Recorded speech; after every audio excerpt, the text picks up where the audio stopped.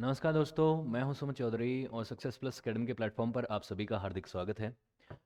तो दोस्तों, आज के इस वीडियो में हम बात करने वाले हैं एंशियंट ग्रीक फिलोसोफर पैटागोरस की जीवनी और उनके दर्शन के बारे में, उनकी फिलोसॉफी के बारे में। इनको the father of relativism in the west कहा जाता है, क्योंकि सापेक्षवाद का जो सिद्धांत है वेस्ट में सबसे पहले इन्होंने दिया था।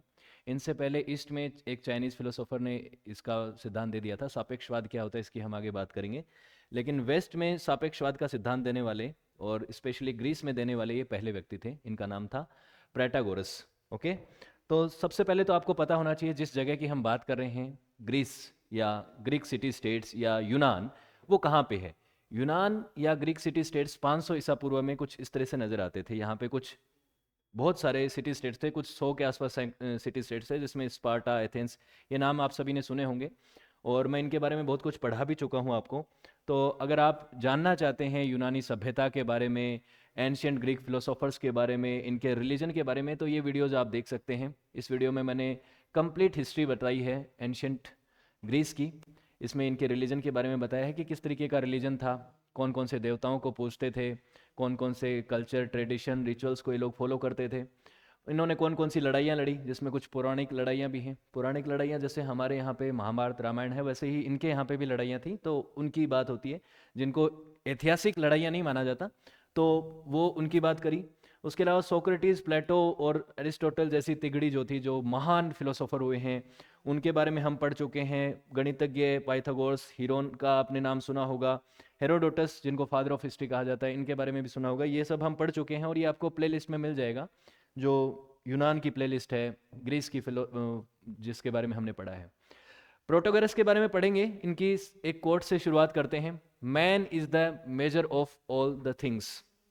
ये एक इनका बहुत ही महत्वपूर्ण कोट है और इन्होंने कहा कि जो मनुष्य है वो सभी थिंग्स का, सभी चीज़ों का एक क्या है, मेजरमेंट स्केल है। और ये रिलेटिविज्म के कॉन्सेप्ट के संदर्भ में इन्होंने कहा था। क्यों कहा था, अभी मैं आपको इस कोट को डिकोड करके कंप्लीटली ढंग से पढ़ाऊंगा, तब आपको पता चलेगा, लेकिन ये कोट काफ़ी महत्वपूर्ण है, ध्यान रखिएगा।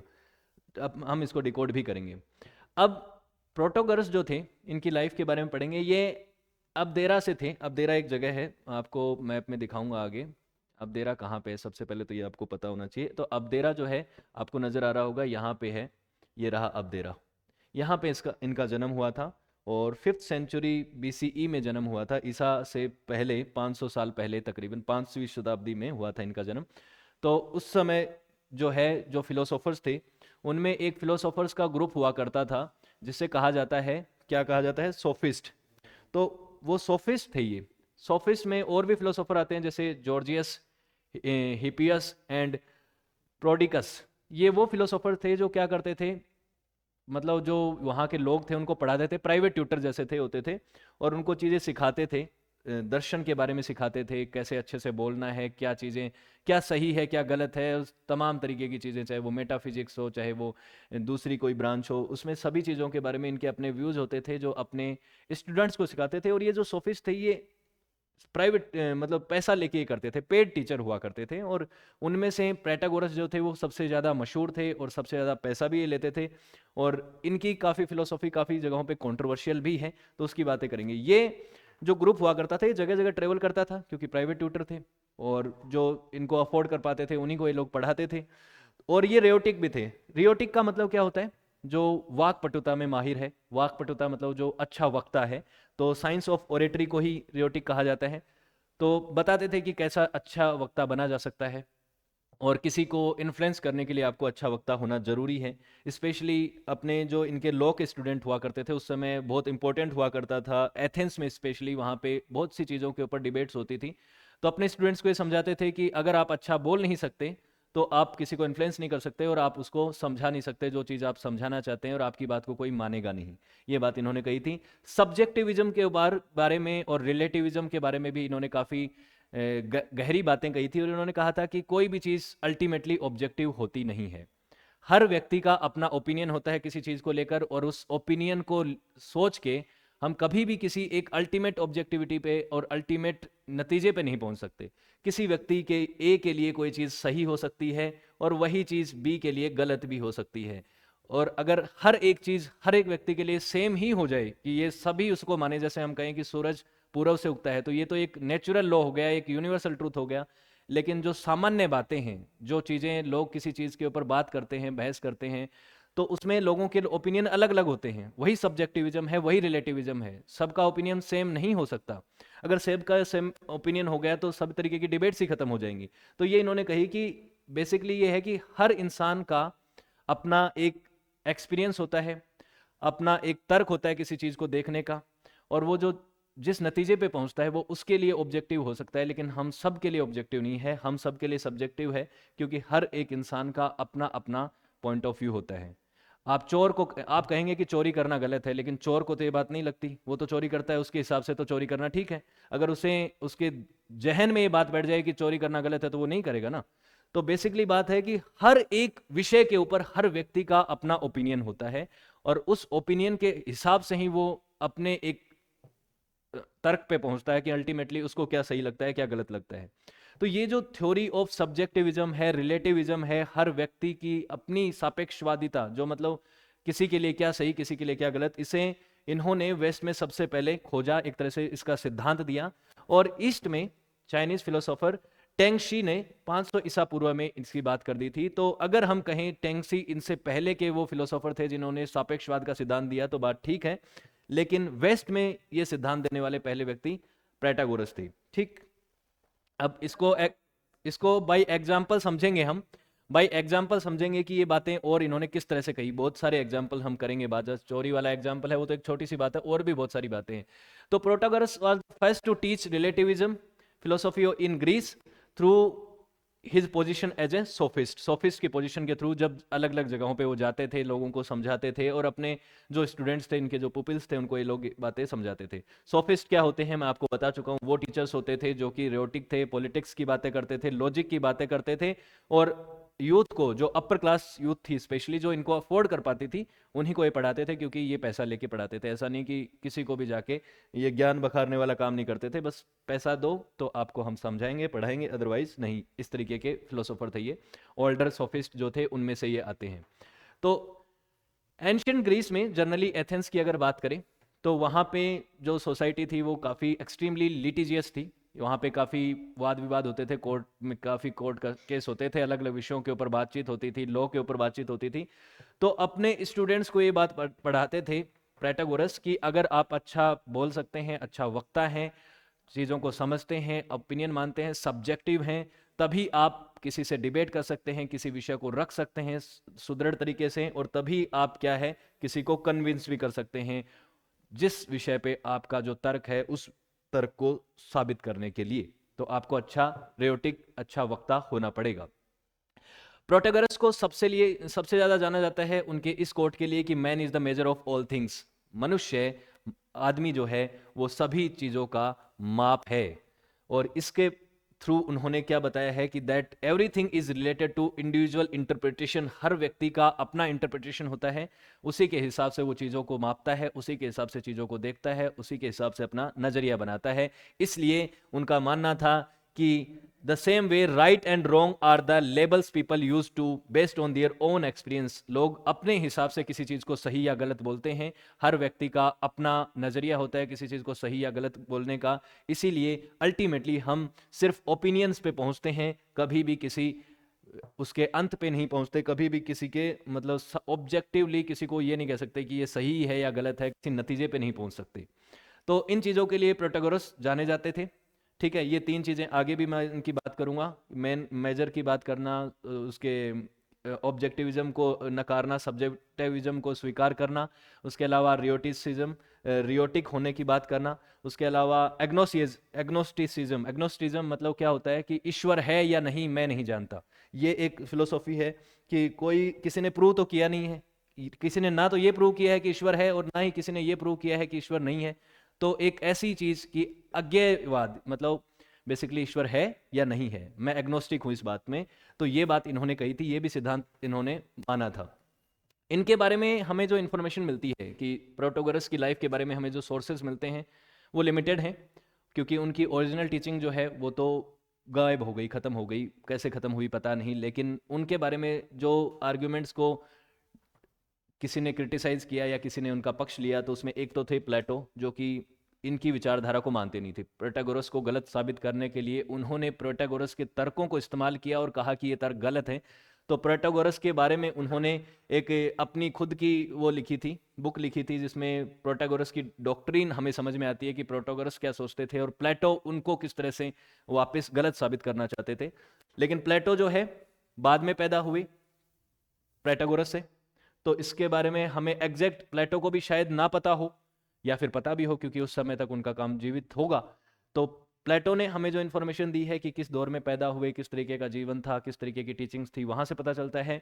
और एक क्लासिकल ऑथर थे जिनका नाम था डायोजीन लेटेरियस। इन्होंने क्या है 10 किताबें लिखी हैं प्राचीन यूनानी दार्शनिकों के बारे में, उनकी जीवनियों के बारे में। तो इनसे भी पता चलता है, लेकिन ये तो 3rd सेंचुरी में थे, 3rd सेंचुरी में थे, तो इनकी बातों को ज़्यादातर तो सही माना जाता है। इन्हीं के आधार पे हम एंशिएंट ग्रीक फिलोसोफर्स को पढ़ते हैं, लेकिन हो सकता है कि इन्होंने जो चीज़ें लिखी हो उनमें कुछ ना कुछ एरर हो। और एक और फिलोसोफर थे जिनका नाम था सेक्सटस एम्पीरियस। ये लेट 2nd सेंचुरी सीई में थे, यानी कि 700 साल बाद किसके, प्रोटैगोरस के। तो इन्होंने इनकी फिलोसॉफी के बारे में पढ़ा और काफ़ी सारी चीज़ें लिखी, तो इनसे भी हमें पता चलता है। हालांकि इन 2 सोर्सेज से जो चीज़ें पता चलती हैं वो थोड़ा लेट की हैं। प्लेटो इनके लगभग समकालीन थे, इनके थोड़े ही समय बाद के ऑथर थे, तो उनसे हमें ज़्यादा इंफॉर्मेशन मिलती है। तो उस इंफॉर्मेशन के माध्यम से हम इस नतीजे पे पहुंचते हैं कि प्रोटैगोरस का जन्म जो है तकरीबन 490 ईसा पूर्व में हुआ, 490 बीसीई में हुआ, अब्देरा नाम की जगह में हुआ, जो कि थेरेस में था, और ये एक सिटी स्टेट था, और यहाँ पे इनका जन्म होता है। ठीक है। ओरिजिनली ये कहा जाता है कि ओरिलियस गेलिस ने कहा कि प्रोटैगोरस ओरिजिनली एक कुली थे, पोस्टर थे, पोर्टर थे, एक सामान को एक जगह से दूसरी जगह ले जाते थे।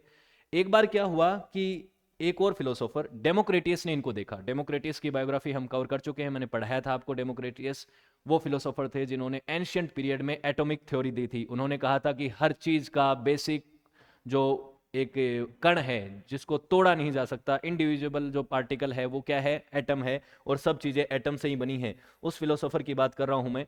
डेमोक्रेटियस ने इनको देखा कि ये जो प्रोटैगोरस हैं एक लकड़ी का जो है बंडल लेके जा रहे थे, और एक छोटी सी रस्सी में उन्होंने बहुत सारी लकड़ियों को बांध रखा था बहुत ही सही तरीके से।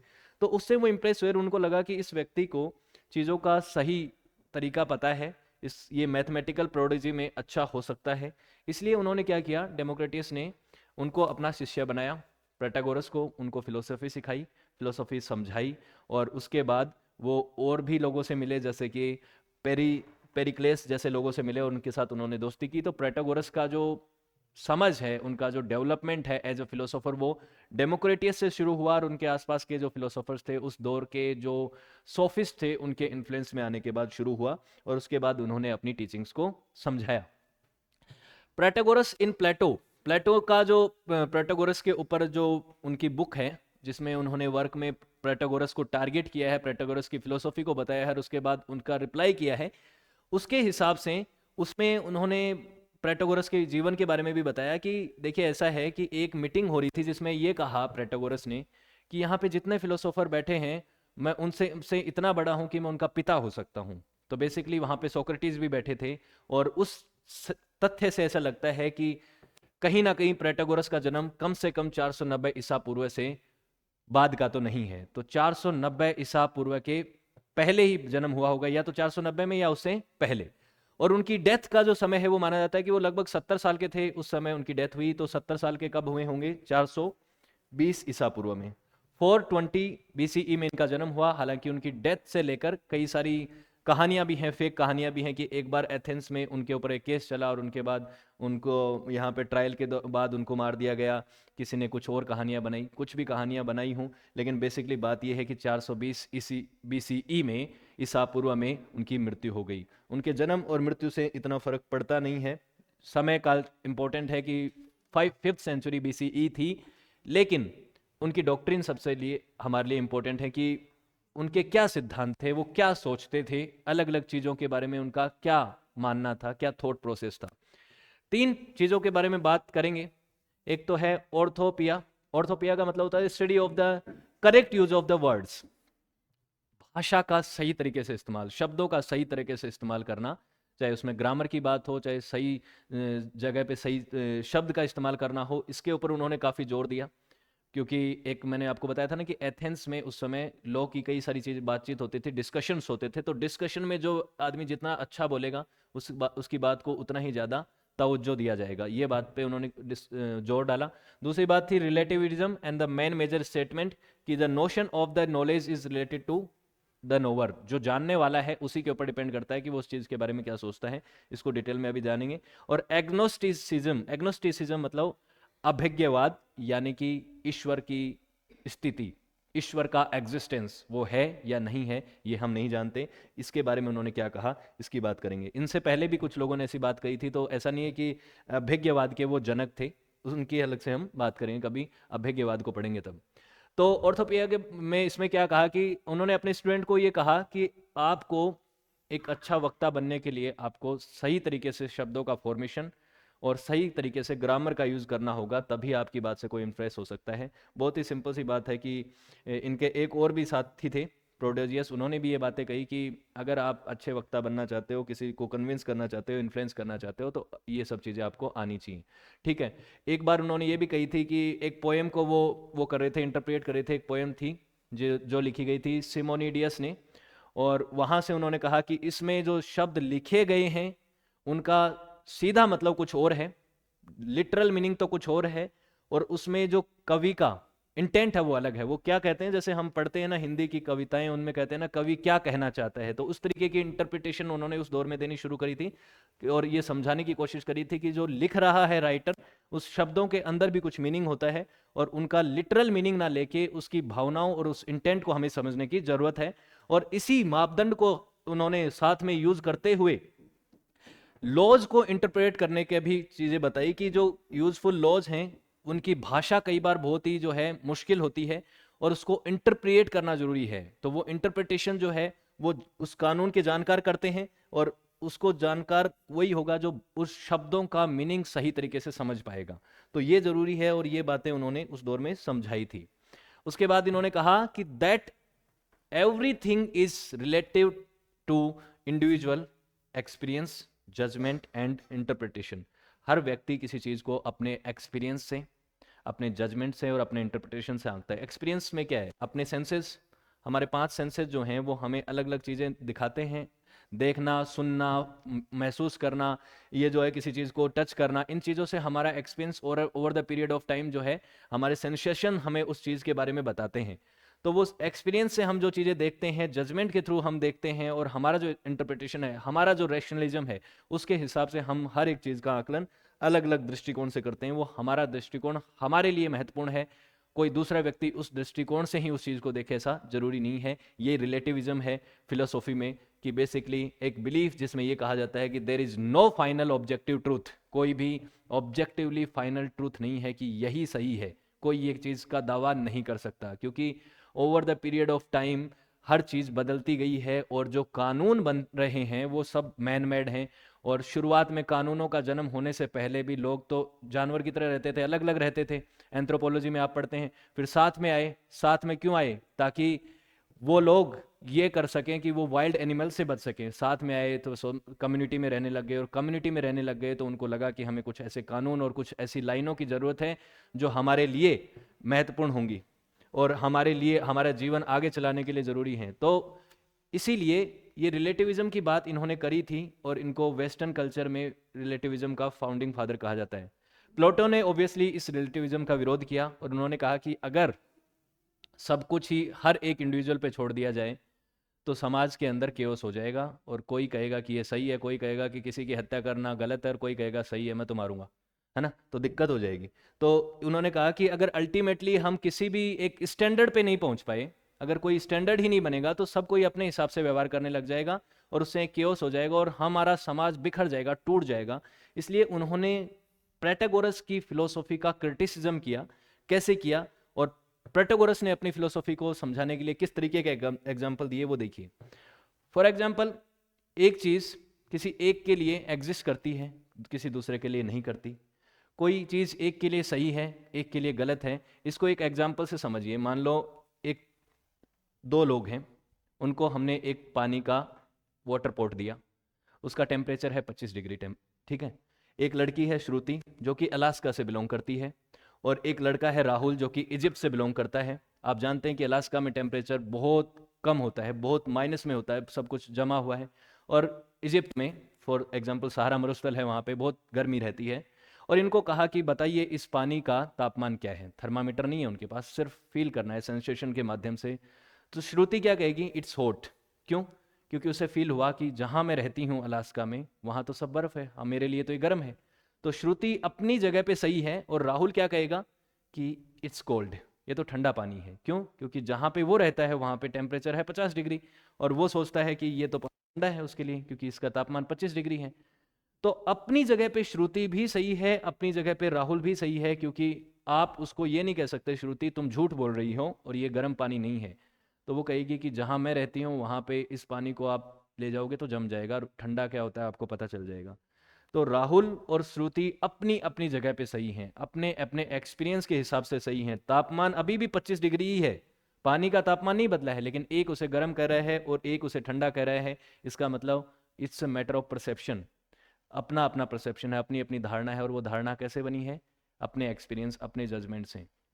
और उनका एक्सपीरियंस वो जहाँ से बिलोंग करते हैं, जहाँ से वो आए हैं, उस तमाम चीज़ों के ऊपर डिपेंड करता है जो उन्होंने अपने जीवन में एक्सपीरियंस करी है। तो बेसिकली एक व्यक्ति एक चीज़ को जिस तरह से फील करता है दूसरा उसी तरह से फील करे, ऐसे ज़रूरी नहीं है। आज के समय हमारे पास टेम्परेचर के नापने के लिए थर्मामीटर हैं, उस समय अगर इसमें नहीं थे तो एक इस एग्जाम्पल का उन्होंने इस्तेमाल कर लिया, आज होते किसी दूसरे एग्जाम्पल का इस्तेमाल करते। तो एक बात है, तो बेसिकली उन्होंने कहा कि राइट रॉन्ग कोई चीज़ का कैसा होना ये उस व्यक्ति के ऊपर डिपेंड करता है। फाइनली हम किसी ऑब्जेक्टिव ट्रूथ पे नहीं पहुंचते, हम सिर्फ ओपिनियन पे पहुंचते हैं। There is no ultimate truth और no ultimate right, basically there is opinions. Okay, हर व्यक्ति का अपना ओपिनियन है। प्लेटो ने इस चीज़ को कैसे क्रिटिसाइज किया? प्लेटो ने कहा कि अगर कहीं पे बिल्कुल भी अल्टीमेट कोई ट्रूथ नहीं होगा तो हम लॉ एंड ऑर्डर बनाएंगे कैसे, कानून कैसे बनाएंगे, कोई भी चीज़ को, समाज को हम एक साथ रखेंगे कैसे? क्योंकि हर व्यक्ति अपने हिसाब से, अपने मापदंड के हिसाब से चीज़ों को अगर सही और गलत के तराजू में रखने लग गया तो हम ना तो किसी को गलत बता के उसे पनिश कर पाएंगे और ना ही किसी के सही बता के उसको शाबाशी देना या उसको प्रेज कर पाएंगे। तो इसलिए हमारी वैल्यूज़ को और वर्च्यूज़ को डिफाइन करने के लिए हमें कहीं ना कहीं एक जगह स्टैंड करना पड़ेगा, और स्टैंड करना पड़ेगा तभी जाके हम हमें ऑब्जेक्टिविटी को भी देखना पड़ेगा, ऑब्जेक्टिव ट्रूथ को भी समझना पड़ेगा। भले ही उनको सब्जेक्टिव वे में पहले समझें, लेकिन उसके बाद उनको मानना पड़ेगा कि ये चीज़ तो सही है। जैसे कि किसी को मारना गलत है तो वो गलत है, उसको सबको ही मानना चाहिए। ये बात नहीं कि उसको भी हम ऑब्जेक्टिविटी पे छोड़ दें और हर इंडिविजुअल पे कह दें कि कोई उसे गलत मान रहा है तो वो उसे ना करे और सही मान रहा है तो वो उसे करे। ये चीज़ आपको देखनी पड़ेगी। तो ये जो चीज़ है, प्लेटो इस बात को कह पाए क्योंकि इससे पहले प्लेटोगोरस थे। अदरवाइज प्लेटो के दिमाग में ये चीज आती या नहीं आती ये भी एक बड़ा विषय है। ठीक है, तो सोशल कस्टम्स और सोशल लॉज को बनाने के लिए कहा प्लेटो ने कि हम प्लेटोगोरस की बात को नहीं मान सकते। उनका इस तरह से क्रिटिसिज्म किया। अब ये जो है, इसके लिए प्लेटो ने इंटायरली एक डायलॉग लिखा। दैट डायलॉग, उसका नाम था प्लेटोगोरस। प्लेटोगोरस के साथ बातचीत। प्लेटोगोरस तो मर चुके थे, लेकिन प्लेटोगोरस का एक तरफ उन्होंने क्लेम रखा और दूसरी तरफ उसका क्रिटिसिज्म करके उन्होंने आर्ग्यूमेंट्स को यहाँ पे खत्म किया। और प्लेटोगोरस ने ये जो डायलॉग लिखा ये काफी फेमस हुआ, जिसकी वजह से प्लेटो ने लिखा था, प्लेटोगोरस भी इसकी वजह से मशहूर हुई, क्योंकि प्लेटोगोरस जो है वो तो पहले ही मर चुके थे। अब जो है, कई लोगों ने, जो और स्कॉलर्स हैं, उन्होंने प्लेटो को भी क्रिटिसाइज किया और कहा कि प्लेटो ने जिस तरह से प्लेटोगोरस को समझा वो प्लेटो का अपना एक इंटरप्रिटेशन था, और शायद प्लेटो ने प्लेटोगोरस की फिलोसॉफी को ये समझ लिया कि वो हर एक इंडिविजुअल पर्सन की बात कर रहे हैं, ना कि ह्यूमैनिटी की एज ए होल।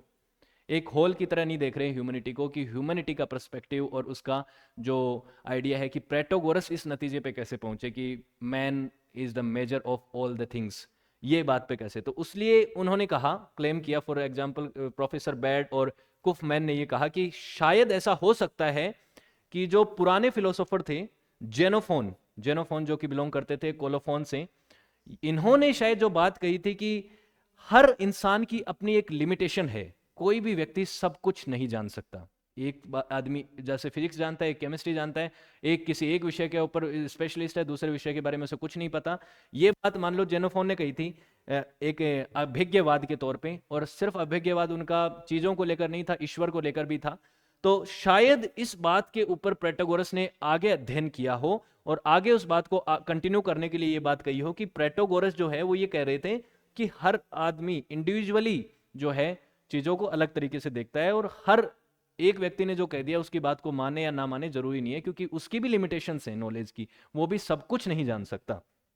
तो यहाँ पे देखिए ये इन्होंने कहा कि हाँ, इस बात को हम एग्नोस्टिसिज्म में भी पढ़ेंगे, क्योंकि ये प्रोटैगोरस का भी एक इंपॉर्टेंट सिद्धांत था।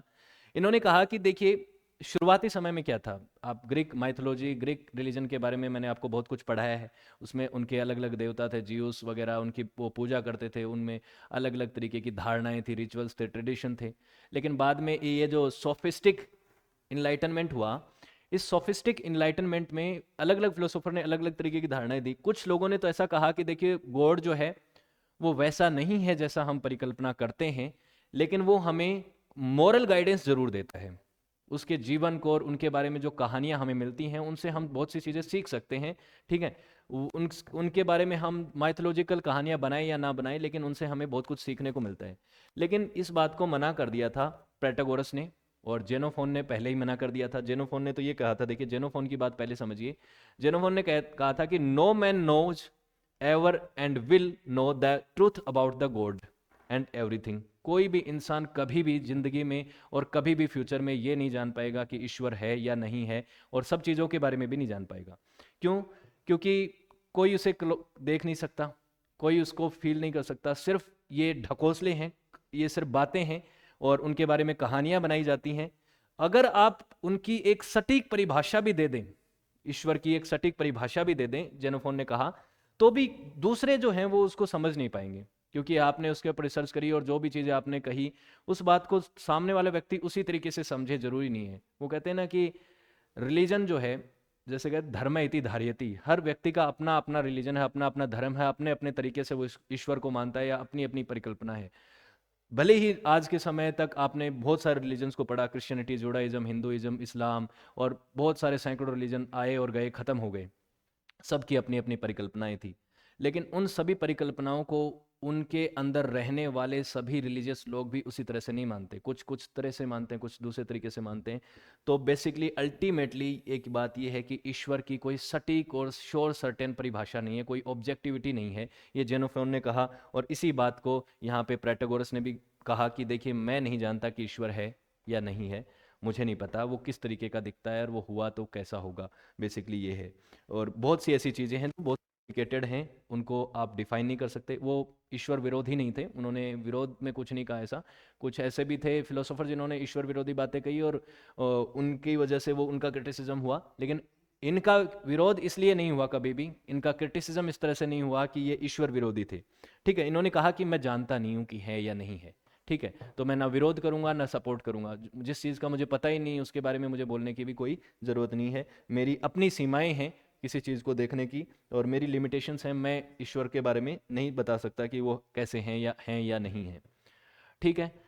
लेकिन इनकी फिलोसॉफी का जो सोशल कॉन्सिक्वेंसेस हुए और फिलोसॉफी वो क्या हुए, ये बात है कि देखिए बात ये है, इन्होंने गॉड के बारे में कह दिया कि मुझे नहीं पता है कि नहीं है, तो इनके मानने वाले क्या कहेंगे, ठीक है हमें क्या ज़रूरत है ईश्वर को मानने की या नहीं मानने की। या इन्होंने जब ये कह दिया कि सब कुछ तो रिलेटिविज्म है, हर एक चीज़ जो है वो हर व्यक्ति विशेष के ऊपर डिपेंड करती है, तो इनकी जो बातें हैं, इनकी जो फिलोसॉफी है, उसको लोगों ने अलग अलग अपने अपने हिसाब से, अपनी अपनी सहूलियत के हिसाब से इंटरप्रेट किया।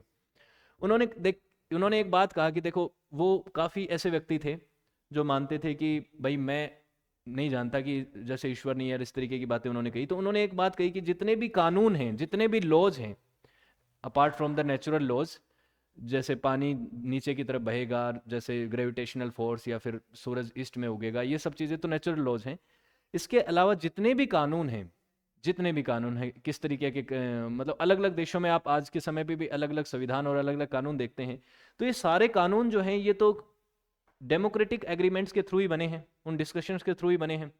आज भी हमारी पार्लियामेंट में कोई कानून बनता है तो उसमें मेजोरिटी जिस पक्ष में होती है उसी तरफ से वो कानून बनता है। तो डेमोक्रेटिक डिसीजन होते हैं, डिबेट्स होती हैं जिसके माध्यम से बनते हैं, और over the period of time हर जगह पे समय, जगह और नीड के हिसाब से ये कानून बदलते रहते हैं, चेंज होते रहते हैं, उनमें अमेंड होते हैं।